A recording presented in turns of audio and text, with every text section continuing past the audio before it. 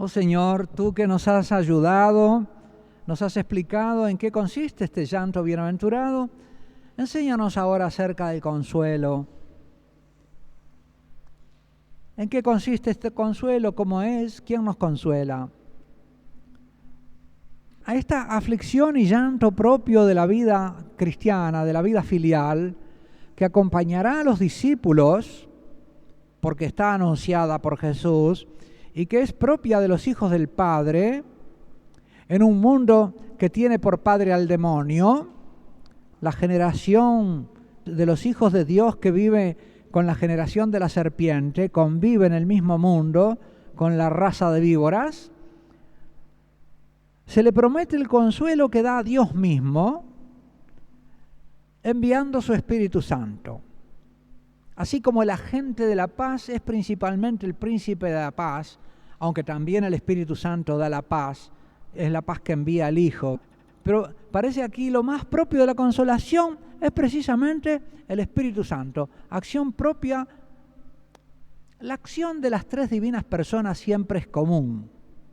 Crean los tres, sanan y salvan los tres. Por supuesto que el que se encarna es el Hijo.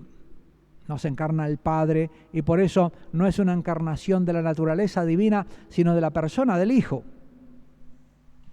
Pero la acción más propia del Espíritu Santo es consolar. Serán consolados, se dice en griego, paraklesesontai. Esta palabra viene del verbo parakaleo, consolar, que es la acción del Espíritu Santo, el consolador, el paráclito. Paráclito es el consolador, viene de esta palabra parakaleo, y la acción es la paraclesis, la consolación. Paráclito es el consolador. Es también el abogado defensor, porque parakaleo quiere decir llamar para estar al lado. Y el abogado es el advocatus, el que es también llamado para estar al lado del acusado en el juicio y defenderlo. De modo que vamos a ver cómo la paraclesis es una idea muy compleja, que no es solo lo que nosotros entendemos en castellano por consolar. Por eso, serán consolados es mucho más complejo de lo que entendemos a primera vista, al primer golpe. Las promesas contenidas en las bienaventuranzas son expresadas en voz pasiva. Serán consolados, se les dará. Estas expresiones son modos de expresarse bíblicos, hebraísmos reverenciales que evitan, usando la voz pasiva, nombrar a Dios como agente de la acción, pero que hay que entender y traducir como Dios los consolará. El Padre, el Espíritu Santo Consolador, los consolará. La consolación no es algo distinto del amor divino, sino la misma relación amorosa de los hijos con el Padre, de los hermanos entre sí. Es la comunión divino-humana en la caridad. El gozo y la paz no son otra cosa que frutos de la caridad. Y es ese gozo de la caridad el que hace fuertes en la tribulación. Porque consolar tiene también el sentido de confortar, de hacer fuerte, de fortalecer, de robustecer en la prueba. El Apocalipsis nos presenta la consolación definitiva y final como obra de Dios que se hace presente para consolar y en cuya presencia amorosa consiste el gran consuelo para los que lo amaron. El Cordero que está en medio del trono los apacentará y los guiará a los manantiales del agua de vida, y Dios enjugará toda lágrima de sus ojos. Enjugar la lágrima de los ojos, una acción consoladora por la presencia y el apacentamiento. Y otro texto del Apocalipsis: pondrá su morada entre ellos, y ellos serán su pueblo, y Él, Dios con ellos, Emmanuel. pondrá su morada entre ellos. Vamos a ser vecinos, vamos a vivir juntos. La aspiración de los que se ama es estar juntos. Si crecemos en el amor de Dios, vamos a querer estar con Él. Y por eso, lo que San Pablo, que amaba tanto a Cristo, dice, es: ¿quién nos podrá separar del amor de Cristo? La tribulación, la muerte, la espada.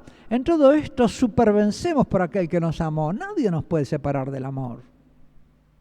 Ni la muerte, ni la vida, ni lo alto, ni lo profundo.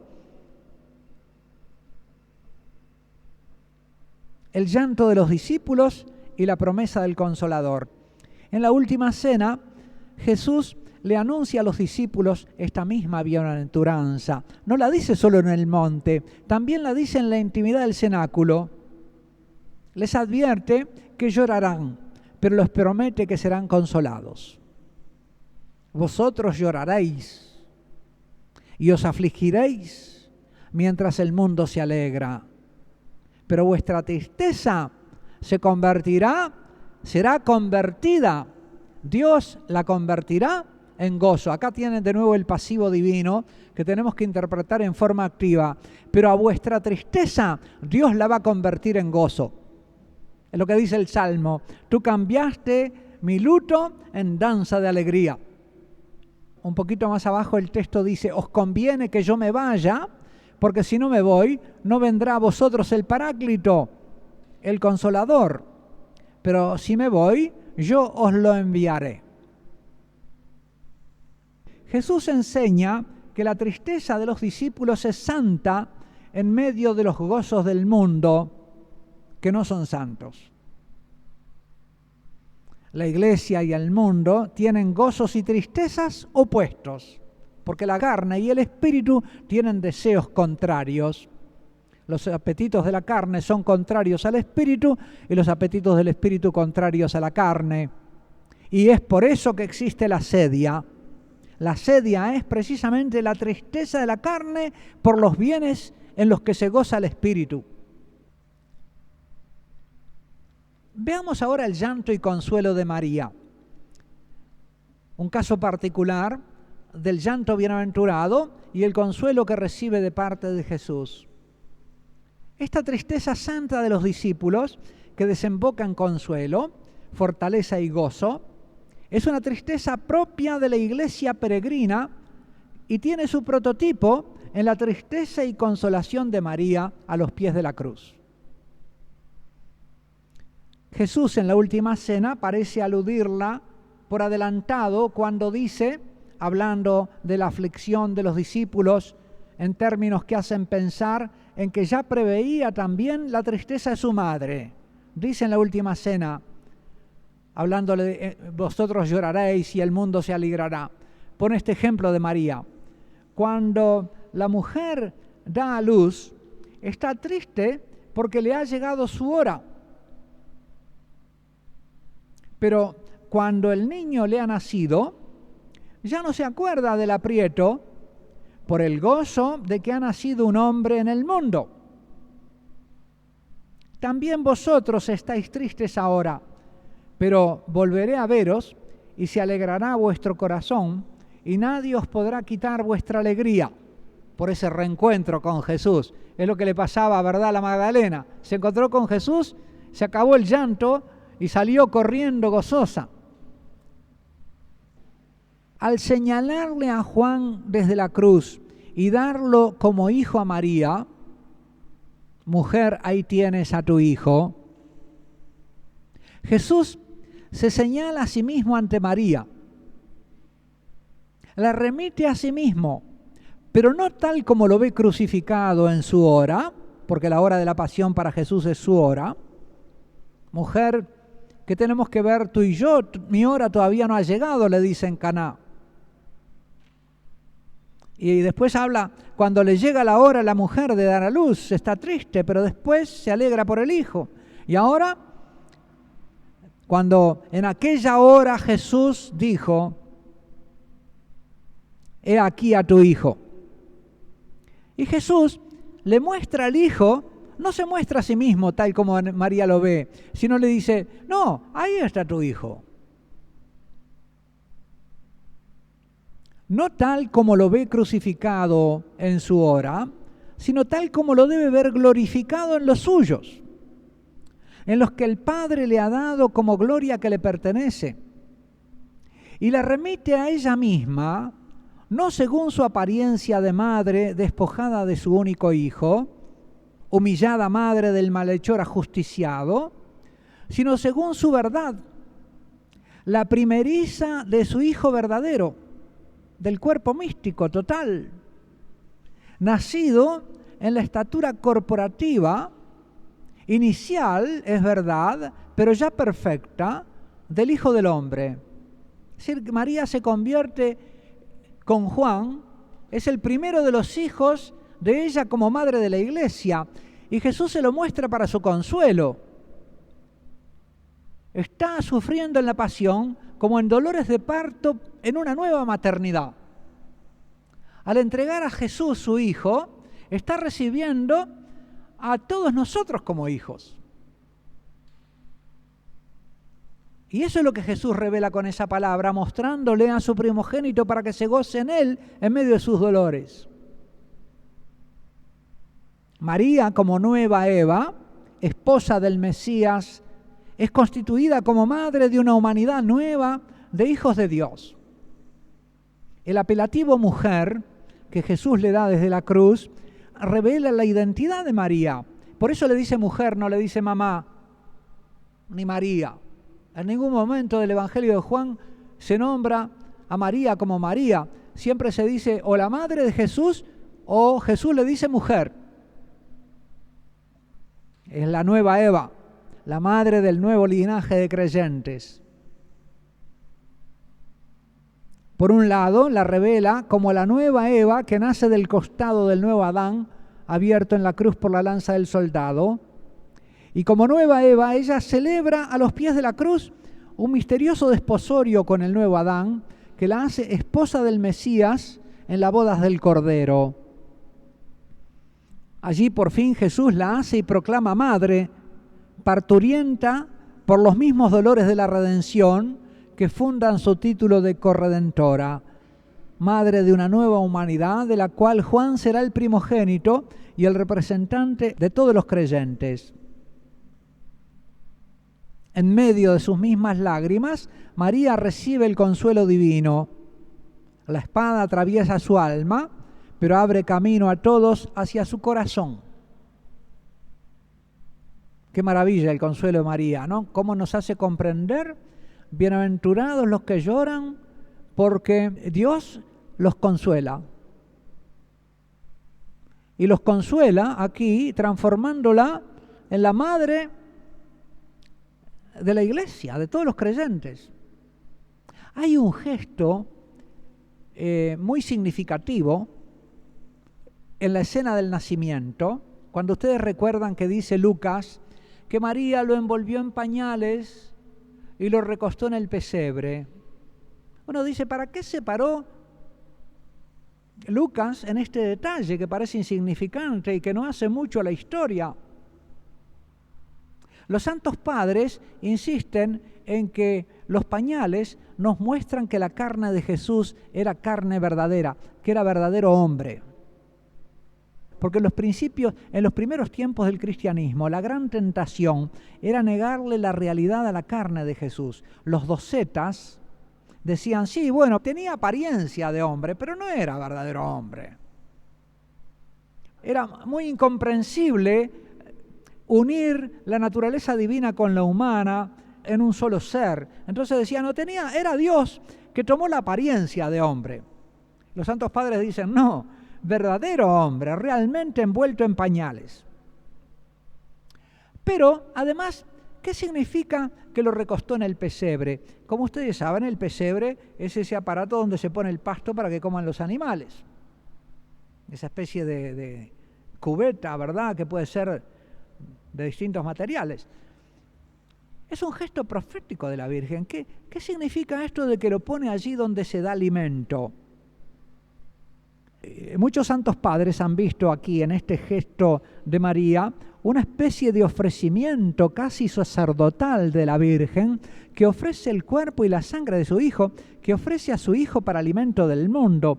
Es decir, adelanta la ofrenda eucarística de Jesús. Y adelanta posiblemente también, digamos, es como un indicio de que en María había, de alguna manera, ella que guardaba y meditaba todas estas cosas en su corazón, una profecía más o menos consciente de lo que el cuerpo y la sangre de ese Hijo suyo iba a ser como instrumento de salvación. A los pies de la cruz nos volvemos a encontrar a María, yo pienso que también ofreciendo a su Hijo para vida del mundo y en alimento del amor de la humanidad para Dios. El llanto y consuelo de la Iglesia. El paso de la aflicción al consuelo caracteriza los encuentros de los discípulos con Jesús resucitado. Dice que estaban llenos de miedo. Jesús se aparece y le dice Shalom. Se alegraron los discípulos de ver al Señor. Se gozaron. Estaban todos tristes, miedosos. Aparece Jesús, se gozaron. Pasan un cambio brusco, instantáneo, de la tristeza al gozo. Así la Magdalena pasa de las lágrimas al gozo. María estaba llorando afuera junto al sepulcro. Le dice Jesús, mujer, ¿por qué lloras? Le dice María, y ella lo reconoce. Y le dice, maestro mío. Los discípulos se alegraron de ver al Señor. Los de Maús sentían que estaba ardiendo nuestro corazón dentro de nosotros cuando nos hablaba en el camino y nos explicaba las Escrituras. Un fuego, ¿verdad? Esto es verdad, pero qué verdad más grande. Lo que les explicaba Jesús con las Escrituras en la mano era que el Mesías tenía que padecer todas estas cosas. Eran la razón del sufrimiento. Y al explicarles las Escrituras los consolaba, los confortaba, los iluminaba, los levantaba del escándalo de la pasión y lo hacía con las Escrituras. Por eso San Pablo va a hablar de la consolación que nos dan las Escrituras, que es una de las formas particulares o uno de los instrumentos particulares con los que nos consuela el Espíritu Santo. Como el Espíritu Santo habla a través de las Escrituras, hay una consolación de las Escrituras que el Espíritu Santo obra mediante ellas. Como cuando el médico cura con un algodoncito, el Espíritu Santo nos aplica las Escrituras. Y en las Escrituras encontramos la razón del sufrimiento amoroso, encontramos la sabiduría de la cruz, más nos encontramos la ley del sufrimiento de un ungido a manos de otro ungido. Y con eso se nos ilumina el entendimiento y la comprensión. Y comprendemos que ese es un sufrimiento bienaventurado. San Pablo da testimonio de la verdad de esta promesa. Dice, estoy lleno de consuelo, sobreabundo de gozo en todas nuestras tribulaciones. ¡Qué maravilla! En medio de las tribulaciones, él dice, en la cárcel, estoy lleno de gozo, dice, porque el Evangelio no está encadenado. Yo estoy encadenado, pero el Evangelio anda suelto, no lo pueden atar. Cuanto más me encadenan a mí, más corre el Evangelio, dice, y mis cadenas han sido motivo de que ustedes se fortalecieran en su fe. Y por eso me alegro en mis tribulaciones, sobreabundo de gozo. Él comprendía esta ley, que hay un sufrimiento que es bienaventurado, y experimentaba, porque el Señor se lo hacía experimentar, y en medio de la cárcel el Señor consolaba a su apóstol y le hacía sentir esto. Y ahora me alegro por los padecimientos que soporto por vosotros y completo en mi carne lo que falta a las tribulaciones de Cristo a favor de su cuerpo, que es la Iglesia.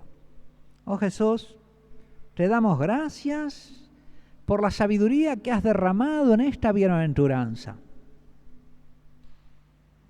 Te damos gracias porque tú la has vivido el primero, porque tu madre la vivió después de ti, porque San Pablo y los santos la han vivido. Y es una bienaventuranza que tú nos prometes en la medida en que nos vamos haciendo hijos del Padre Celestial. Quita de nosotros todo temor a este llanto bienaventurado. Todos los hombres lloran. Los que lloran así son bienaventurados. Todos los hombres están crucificados. Las cruces que había en el Calvario a tu derecha y a tu izquierda representan a la humanidad entera. Unos están crucificados para su salvación, como el buen ladrón, porque creen, y otros están crucificados inútilmente, como el mal ladrón, para el cual la cruz no fue motivo de salvación. Oh Jesús, te pedimos que nuestra cruz sea salvadora. Llénanos del amor al Padre. Y si estamos llorando y hemos reconocido que nuestro llanto pertenece a esta bienaventurada especie de llanto, te damos gracias por ese dolor, que es una corona de espinas quizá, pero una corona como la tuya en nuestra vida. No te pedimos que nos saques la corona de espinas, sino que nos des la fortaleza de tu amor de hijo para llevarla con dignidad, hasta con orgullo. Porque esta corona, aunque sea dolorosa, es la corona que tú, oh Padre, pones en tus hijos y prefigura ya la corona de la gloria. Oh, gracias, Padre, por esta sabiduría que derramas en nosotros. Abre nuestro corazón para comprenderla cada vez más, para gozarnos cada vez más en ella. Oh Jesús, gracias, Señor, por esta enseñanza. Haz que ella cale hasta lo profundo de nuestro corazón para que sea realmente una palabra de consuelo, una palabra no solo de compasión sobre nosotros y nuestro sufrimiento, sino de fortaleza, que nos fortalezca, nos haga fuertes y resistentes, haciéndonos amar cada vez más, porque el gozo del Señor es nuestra fortaleza. Amén.